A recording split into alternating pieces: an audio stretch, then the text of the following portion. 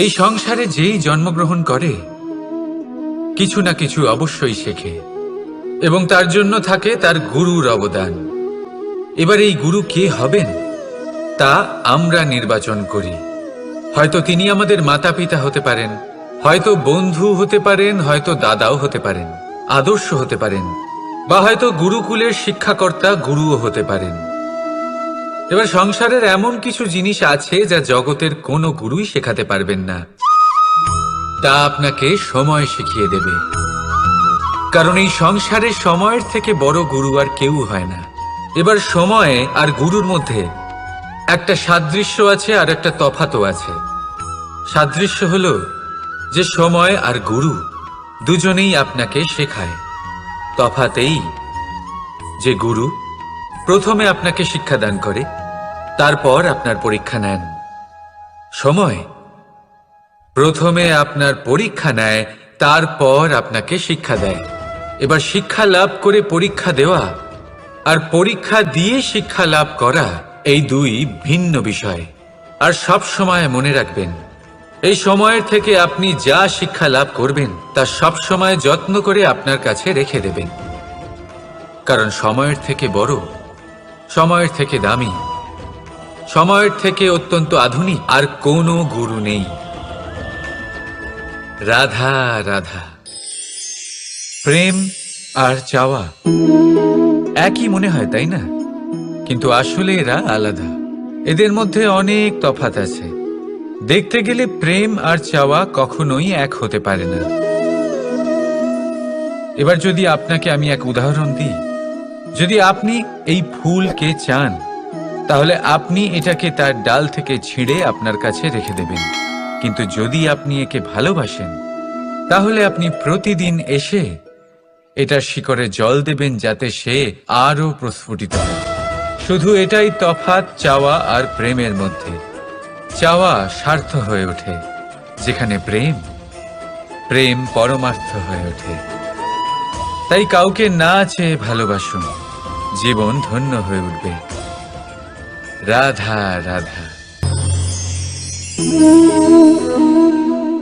এই বস্ত্র দেখছেন আপনি?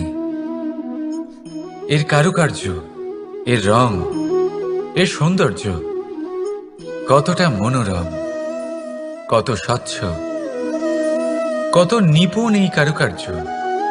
এবার এটাকে আমরা একটু ভেতর থেকে দেখি।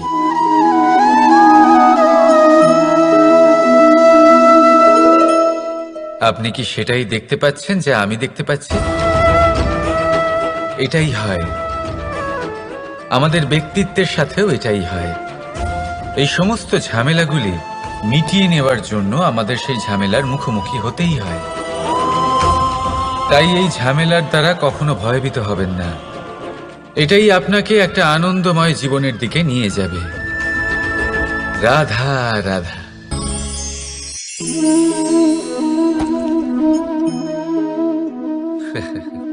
আপনি কি কখনো কোনো গাছের গায়ে পাথর ছুঁড়ে মেরেছেন? আজ না হোক ছোটবেলায় কখনো না কখনো নিশ্চয়ই ছুঁড়েছেন। এখনো বাচ্চারা সেটাই করে থাকে। কিন্তু আপনি কি কখনো ভেবে দেখেছেন যে কেন সেই গাছের ওপরই পাথর ছুঁড়ে মারা হয় যাতে ফল থাকে? কোনো সাধারণ বা ফলবিহীন গাছের ওপর এত পাথর কেন ছোড়া হয় না?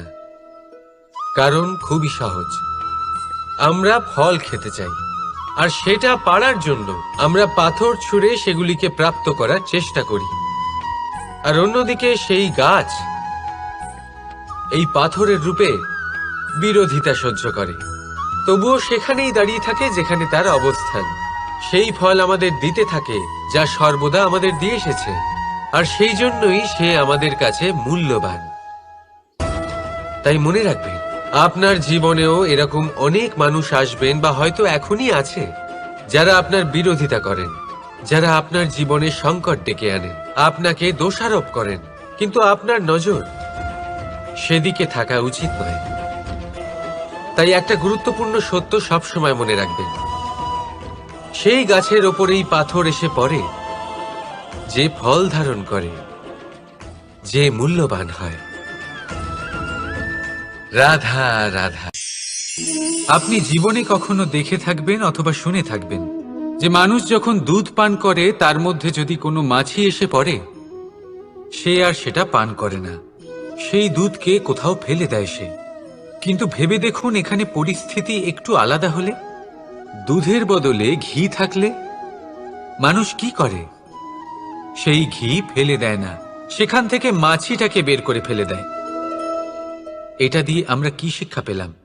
এটাই যে এখানে মাছি গুরুত্বপূর্ণ নয়, গুরুত্বপূর্ণ হলো সেই খাবার, ঘি। এবারে ভাবুন, দুধ আর ঘি এই দুই উৎপন্ন হয় গরু থেকে, তাহলে বেশি মাহাত্ম্য ঘিকে কেন দেওয়া হয়? তার কারণ, যে যত বেশি তাপ সহ্য করে সে তত উৎকৃষ্ট হয়, সে ততটা মূল্যবান হয়। এতটাই মূল্যবান যে যদি তাতে কোনো দোষও থাকে, মানুষ সেটা গ্রাহ্য করে না। তাই মনে রাখবেন, এই পুষ্টি অপুষ্টি এ শুধুই নামমাত্র, কিন্তু পরিশ্রম করা, সংঘর্ষ করা, তাপ সহ্য করা, এটা মানুষের অনুভূতি। তাই নাম নিয়ে না ভেবে অনুভূতির ওপরে মনোনিবেশ করুন, তাকে গুরুত্ব দিন। আর আসুন আমার সাথে ভালোবেসে বলুন, রাধা রাধা। ঈশ্বর লতা পাতাকে দাঁড়িয়ে থাকার শক্তি দেননি, ঈশ্বর এই শক্তি দিয়েছেন বৃক্ষকে। এই লতা পাতা বৃক্ষের সাহায্যে দাঁড়িয়ে থাকে, তাতেই বিকশিত হয়। এবার এই লতা পাতা দুই ধরনের হয়। প্রথম সে যে এই বৃক্ষতে বিকশিত হয়, ফুল ফুটিয়ে তোলে, নিজেকেও সুন্দর বানায়, বৃক্ষকেও সুন্দর বানিয়ে তোলে। দ্বিতীয় সে যে বৃক্ষকে পুরোপুরি শুকিয়ে দেয়, তার প্রাণ শক্তি তার থেকে কেড়ে নেয়, আর শেষে নিজেও ধ্বংস হয়ে যায়। তাই মনে রাখবেন, যে ব্যক্তি সবসময় আপনার সাথে থাকে, সবসময় আপনার সম্বল হয়ে থাকে, সবসময় সে আপনাকে সাহায্য করে, আর যদি আপনি তার সাথে ছলনা করেন, আপনার অন্ত নিশ্চিত। এরকম কখনো করবেন না। সেই ব্যক্তিকে ভালোবাসা দিন, সম্মান দিন, আর আমার সাথে প্রসন্ন হয়ে বলুন, রাধা রাধা। যখনই আমরা প্রসন্ন হই, কোনো শুভ অনুষ্ঠান থাকে, আমরা সাফল্য লাভ করি, আমরা সবার আগে আপনজনদের মিষ্টিমুখ করাই। আর এটা ভালোই, মিষ্টিমুখ করালে মনও মিষ্টি হয়ে যায়। কিন্তু এই মিষ্টতা শুধুমাত্র মিষ্টির মধ্যে থাকে না, কারণ এই স্বাদ নয়, এই এক অনুভূতি। জিহ্বার স্বাদ গলায় গেলেই শেষ হয়ে যায়, সেখানে অনুভূতির স্বাদ সারা জীবন মনে থেকে যায়। তাই আপনি যখনই আপনজনদের মিষ্টিমুখ করাবেন, শুধু সেই মিষ্টি দিয়ে কেন, যা কিছুক্ষণের জন্যই থাকে, সেই অনুভূতির দ্বারা, সেই মিষ্টি কথার দ্বারা, সেই মিষ্টি ব্যবহারের দ্বারা সবাইকে খুশি করুন। মানুষ সারা জীবন মনে রাখবে, না থাকবে কোনো তিক্ততা, আর না থাকবে কোনো শত্রুতা। দেখবেন, এইভাবেই আপনি আরো একটা সুযোগ পেয়ে যাবেন মিষ্টি মুখ করার। রাধা রাধা। আপনি এটা দেখতে পাচ্ছেন? আপনি নিশ্চয়ই ভাবছেন, এটা জট কি করে বাঁধলো? তার কারণ এই হলো, আমি এই সুতো ঠিক করে গুছিয়ে রাখতে পারিনি। এটার দুটো দিক একসাথে জড়িয়ে গেছে, আস্তে আস্তে পুরোটা জড়িয়ে গেল, আর তারপর দেখুন, এমন একটা জট পেকে আছে যে আমি কিছুতেই বুঝতে পারছি না এটাকে খুলবো কিভাবে। তাই মনে রাখবেন, যদি কোনো লম্বা সুতোকে ঠিক করে গুছিয়ে না রাখেন, তাহলে সেটা জড়িয়ে যাবে। এইভাবেই আমাদের জীবনে আমাদের জিহ্বা, আমাদের কথা, যদি এই জিহ্বা আপনারা সামলে না রাখতে পারেন, তাহলে শুধুমাত্র কষ্ট পাবেন। তাই নিজের শব্দ এর ওপরে নিয়ন্ত্রণ রাখুন, সর্বদাই ভালো হবে। আর আসুন আমার সাথে ভালোবেসে বলুন, রাধা রাধা। সমুদ্র মন্থন, আমরা সবাই জানি এ কিভাবে হয়েছিল, এই মন্থন থেকে কি কি পাওয়া গেছিল। অসংখ্য রত্ন পাওয়া গেছিল, বিষ পাওয়া গেছিল, অমৃত পাওয়া গেছিল। ঠিক সেইভাবেই আমাদের ভেতরেও একটা বিশাল সমুদ্র রয়েছে, যাকে আমরা নাম দিয়েছি মন। যদি এই মনের মন্থন করা হয়, তাহলে এই মন থেকে বিষও বেরোতে পারে আর অমৃতও বেরোতে পারে। তাই মনে রাখবেন, আপনার যে এই জিহ্বা রয়েছে তা বিষও নির্গত করতে পারে, আবার অমৃত, খারাপ কিছুও করতে পারে, যদিও আপনার মনস্কামনা খারাপ নাও হয়। তাই সবসময় যখন আপনার মুখ থেকে শব্দ উচ্চারণ করবেন, এই মনের মন্থন করে তা করুন। আর আমার সাথে ভালোবেসে বলুন, রাধা রাধা। এই ডাল দেখুন, এই সুন্দর পুষ্প দেখুন। এই ডালের সৌন্দর্য হলো এই পুষ্প, আর এই পুষ্পের মেরুদণ্ড হলো এই ডাল। এবার কল্পনা করুন, যদি এই ডাল থেকে এই পুষ্পকে ছিঁড়ে নেওয়া হয়, তাহলে আপনি যাই করুন না কেন পুনরায় জোড়া লাগাতে পারবেন না। এবার যদি এটা আমাদের জীবনে হয়, আমাদের মানুষের, আমরা যদি কিছু পাই তাহলে সেটা সুরক্ষিত রাখি, আর যদি সেটা হারিয়ে ফেলি তাহলে দুঃখে জর্জরিত হই। এবার ফিরে আসি প্রকৃতির কথায়। দেখা যাক প্রকৃতি আমাদের কি শেখায়। এবার যদি এই পুষ্প এই ডালটা থেকে ছিঁড়ে যায়, আর যদি এই ডাল সবল থাকে, তাহলে কিছুদিন পরেই এই ডালে আবার নতুন ফুল ফুটবে। এবার এটা আমাদের জীবনেও ঘটবে, নিশ্চয়ই ঘটবে। সেটাই প্রকৃতি।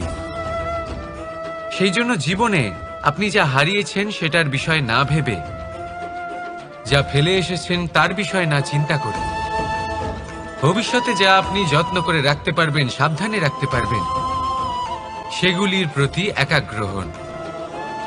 বিশ্বাস করুন, এই মনরূপী ডালের ওপর সুখের ফুল সব সময় ফুটবে। রাধা রাধা।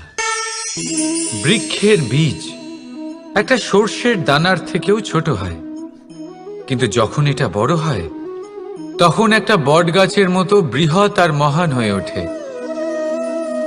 গঙ্গা নদী, এর প্রারম্ভ হয় একটা ছোট্ট আর সরু স্রোত দিয়ে, তারপর সেটা বড় ধারায় বদলে যায়, তারপর সেটা নদীতে বদলে যায়, আর তারপর মহানদীতে পরিবর্তিত হয়। আপনি কি বুঝতে পারছেন যা আমি আপনাকে বোঝানোর চেষ্টা করে চলেছি? আমি আপনাকে বোঝাতে চাইছি যে প্রারম্ভ করার জন্য মহান হওয়ার কোনো প্রয়োজন নেই, কিন্তু হ্যাঁ, মহান হওয়ার জন্য প্রারম্ভ করা অত্যন্ত প্রয়োজনীয়। তাই শুরু করুন। আপনার ক্ষুদ্র এই প্রারম্ভ আপনার জন্য বৃহৎ হয়ে উঠতে পারে। শুরু করেই দেখুন না, আপনার গন্তব্য আপনার জন্য অপেক্ষা করে আছে। রাধা রাধা। মানুষ কতটা শক্তিশালী হয়, তার কতটা সামর্থ্য রয়েছে, সে কতটা প্রতিভাশালী হয়, এটা হয়তো বলার কোনো দরকারই নেই। আজকের দিনে সবাই জানে যে মানুষ কি না করতে পারে। মানুষ চাইলে সব কিছু করতে পারে। মানুষ যদি চায় মাছের মতো জলে সাঁতার কাটতে পারে। মানুষ যদি চায় হিমালয়ের মাথা নত করতে পারে। মানুষ যদি চায় সমুদ্র থেকে মুক্ত সংগ্রহ করতে পারে। মানুষ যদি চায় তাহলে আকাশের পাখির মতো বিচরণ করতে পারে। মানুষ চাইলে সব কিছু পেতে পারে। সে জ্ঞান, সম্পত্তি, পরিবার, সাফল্য, সবকিছু। যদি কিছু থাকে যেটা সে গ্রহণ করতে চায় না, সেটা হলো তার দোষ, তার ভুল। মানুষ এসব কখনো গ্রহণ করতে চায় না, কিন্তু যেদিন মানুষ তার দোষ বুঝতে পারবে, নিজের ভুল বুঝতে পারবে, সেটা স্বীকার করতে পারবে, আর সেটা ঠিক করার পথে অগ্রসর হবে, তাতে সে সফলও হবে, সেদিন সে প্রকৃত রূপে মানুষ বলে গণ্য হবে। সেদিন সে মুক্তি লাভ করবে। ভুল সবাই করে, দোষ সকলের মধ্যে থাকে, সেটা গ্রহণ করুন, তা সংশোধন করার চেষ্টা করুন। জীবনে এগিয়ে যেতে পারবেন। আর আমার সাথে ভালোবেসে বলুন, রাধা রাধা। ধন আর মানুষের মনের মধ্যে একটা সম্পর্ক রয়েছে। সেই একই সম্পর্ক রয়েছে সুযোগ আর প্রয়াসের মধ্যে। মানুষ বলে, যদি আমি একটু ধন লাভ করি তাহলে আমি কিছু করতে পারি। ধন বলে, যদি তুই কিছু করিস তবে তোর কাছে আমি আসব। মানুষ বলে, আমি কোনো সুযোগ পেলে তবেই তো চেষ্টা করব। আর সুযোগ বলে, তুই প্রয়াস কর তবেই তো আমি দেখা দেব। সবসময় জীবনে সেই কামনা করবেন না যা আপনি অন্য কারোর থেকে বা এই সংসারের থেকে নিয়তির সাহায্যে পেতে পারেন। মনোসংযোগ করুন নিজের কর্মের ওপর। মনোসংযোগ করুন তার ওপর যা আপনার হাতে আছে। অনবরত চেষ্টা করুন, না কোনো আশা করে, না কোনো আকাঙ্ক্ষা নিয়ে। আর তারপর এই জীবনকে দেখুন, সে সফলতা হোক বা সুখ, সে ধন হোক বা হোক সুযোগ, সব নিজে থেকেই আপনার কাছে আসবে। রাধা রাধা। এটা দেখতে পাচ্ছেন? আপনি নিশ্চয়ই জানেন এটা কি। এটা বড়ই বিচিত্র এক বস্তু। এটা হলো কয়লা। আমি একে বিচিত্র এই কারণে বলছি, ভেবে দেখুন, যদি এটা গরম হয় আর আপনি এটাকে ধরে ফেলেন, এটা আপনার হাত পুড়িয়ে ফেলবে। আর যদি এটা ঠান্ডা হয় আর আপনি এটা ধরেন, তাহলে এটা আপনার হাতে কালি লাগিয়ে দেবে। অর্থাৎ যে কোনো পরিস্থিতিতেই, যে কোনো রূপেই থাকুক না কেন, গরম হোক অথবা ঠান্ডা, এটা কোনো না কোনো ভাবে আপনার ক্ষতি অবশ্যই করবে। এরকমই হয় খারাপ মানুষজন, বদসঙ্গ, ঠিক কয়লার মতো। আপনি যদি কিছু নাও করেন, যাই হয়ে যাক, এরা যদি আপনার কাছে থাকে, তাহলে কোনো না কোনো ভাবে জীবনে আপনার কোনো না কোনো ক্ষতি অবশ্যই হবে। তাই নিজের জীবনে সবসময় সঙ্গতের নির্ণয় অত্যন্ত ভেবেচিন্তে করবেন। রাধা রাধা।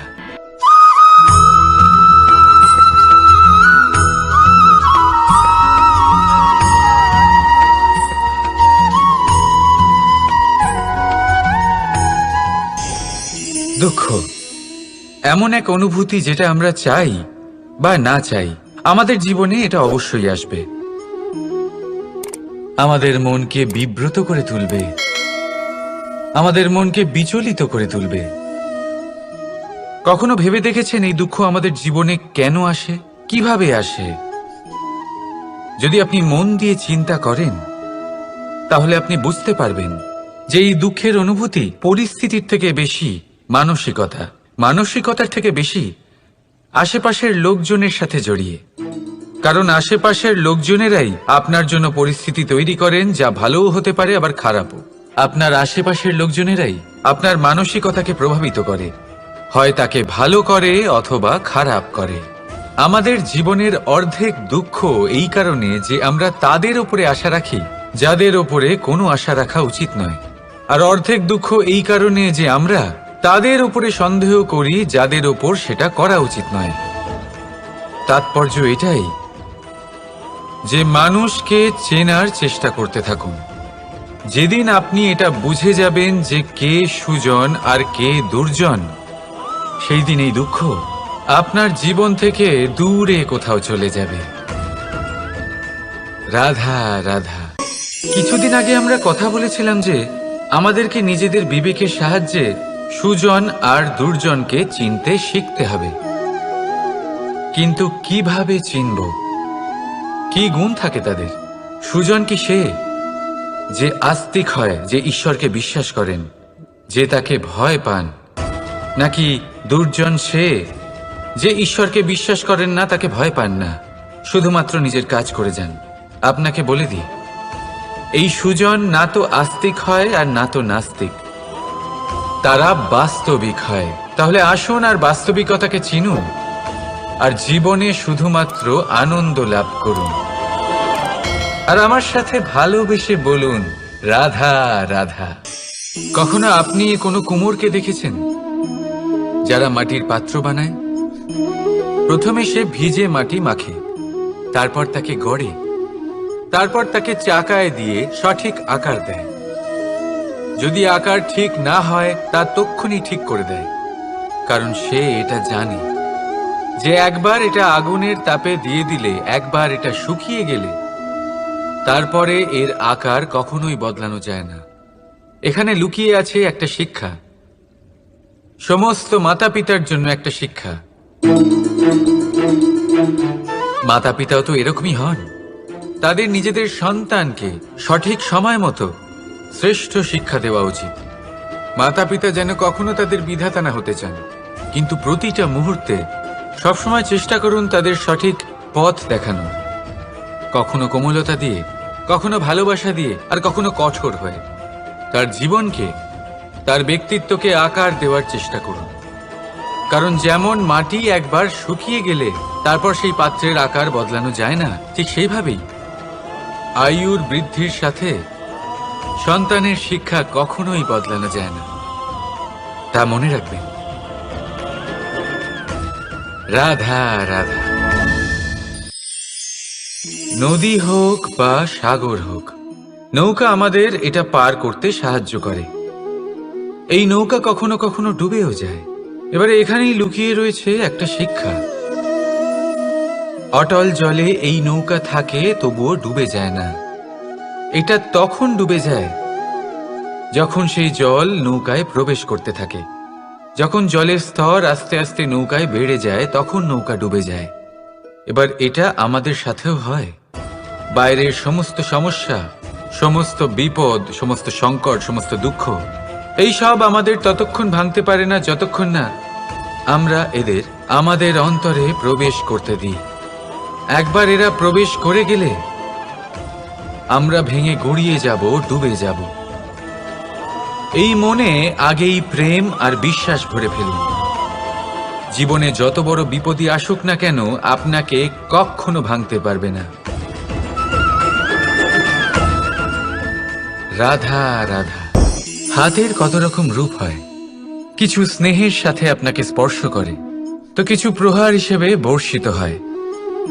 কিছু বন্ধুত্বের নামে আপনার দিকে অগ্রসর হয়, তো কিছু শত্রুতার দিকে আপনাকে টেনে নিয়ে যায়। কিন্তু কখনো ভেবে দেখেছেন যে কোন হাত বেশি মূল্যবান? যখন আপনি সফল, যখন আপনি ভালো কাজ করেন, তখন কিছু হাত আপনার জন্য করতালি দেয়। আর কিছু হাত এমন হয় যা আপনার কাঁধ স্পর্শ করে যখন আপনি জীবনে সব থেকে অসফল হন, যখন আপনি ভেঙে পড়েন। তাই করতালি দেওয়া সেই হাত, আপনার প্রশংসা করা সেই হাত, তার থেকে অনেক বেশি দামি সেই হাত যা আপনাকে তখন আশ্বস্ত করে যখন আপনি এমন সময় কাটাচ্ছেন যা আমরা কেউ কাটাতে চাই না। সেটা আপনার সম্বল হয়ে ওঠে, আর এই সম্বলই আপনাকে জীবন অতিবাহিত করার শক্তি প্রদান করে। তাই একে অপরের সম্বল হয়ে থাকবেন, জীবনে সব সময় ভালো থাকবেন। রাধা রাধা। মানুষ, প্রত্যেক মানুষ কাউকে ভালোবাসে, কাউকে ঘৃণা করে, কাউকে সম্মান করে, আবার কাউকে তিরস্কারও করে। মানুষ সবকিছু হতে পারে, সুস্থও হতে পারে, রোগীও হতে পারে, ধনীও হতে পারে, নির্ধনও হতে পারে, বন্ধুও হতে পারে, আবার শত্রুও হতে পারে। যদি কিছু না হতে পারে তা হলো অস্পৃশ্য, অচ্ছুত। ভগবানের কাছে সব থেকে বড় পাপ। এই যে মানব শরীর, তা ঈশ্বর প্রদত্ত, তা তার মন্দির। প্রত্যেক শরীরে ব্রহ্মদেব বাস করেন। তাই শরীরের অপমান করা, সেটা ছোঁয়া থেকে দূরে থাকা, এটা কখনো করবেন না। এই জীবনে ছুত অছুত কখনো বিচার করবেন না। পরমেশ্বর যা দিয়েছেন তার সম্মান করতে শিখুন। আর আসুন আমার সাথে ভালোবেসে বলুন, রাধা রাধা। উপহার। উপহার কারোর জন্য বস্তু হতে পারে, তো কারোর জন্য অনুভূতি। কিন্তু এই উপহার সকলের ভালো লাগে। এবার যদি জিজ্ঞেস করা হয় যে উপহার কিরকম হওয়া উচিত, তাহলে কেউ বলবে যে উপহার এমন হওয়া উচিত যার সাথে আমরা সোনা রূপোর তুলনা করতে পারি। কেউ বলবে এমন উপহার হওয়া উচিত যা পেলে কারোর মন খুশি হয়ে ওঠে, সে আনন্দ উপভোগ করে। ব্যক্তি উপহার যা দিচ্ছে তা নির্ভর করছে তার আর্থিক অবস্থার উপরে। কিন্তু উপহার যাই হোক না কেন, তাতে একটা অনুভূতির অভাব কখনোই থাকা উচিত নয়, আর সেই অনুভূতি হল ভালোবাসার অনুভূতি। তাই মনে রাখবেন, ভালোবাসার থেকে বড় উপহার আর কিছুই নেই। আর যদি ভালোবাসার এই উপহার আপনি লাভ করেন, তার থেকে বড় আর কোনো সম্মান নেই। রাধা রাধা। কখনো কোনো বাচ্চাকে দেখেছেন? কত কিছু ঘটতে থাকে তার জীবনে। শৈশব থেকে বেড়ে ওঠা অবধি অসংখ্য অনুভূতি অনুভব করে সে। কখনো পড়ে যায়, কখনো আহত হয়, কখনো জ্ঞান লাভ করে, কখনো কষ্ট সহ্য করে, তো কখনো আনন্দ উপভোগ করে। কিন্তু মনে রাখে সে শুধুমাত্র আনন্দের মুহূর্তগুলি। এবার শুধু একবার আপনার জীবনের প্রারম্ভের দিকে তাকিয়ে দেখুন, আপনার শৈশবে তাকিয়ে দেখুন। আপনি দেখবেন বেশিরভাগ যেসব স্মৃতি আপনার মনে আছে সেগুলি সমস্ত ভালো মুহূর্তের, খারাপ মুহূর্তের নয়। সেই জন্য শৈশব সব থেকে সুখী হয়, এতে নিশ্চিন্ত থাকা যায়। সেই জন্য আজ আপনি যতই বড় হয়ে উঠুন না কেন, খারাপ স্মৃতি, খারাপ ঘটনা সব ভুলে যাওয়ার চেষ্টা করুন। একবার খারাপ ঘটনা ভুলে যাওয়ার অনুভূতি আপনার হয়ে গেলে তখন মনে রাখবেন, যতই কঠিন পরিস্থিতির মুখোমুখি আপনাকে হতে হোক, তার মোকাবিলা করতে আপনি সক্ষম। রাধা রাধা।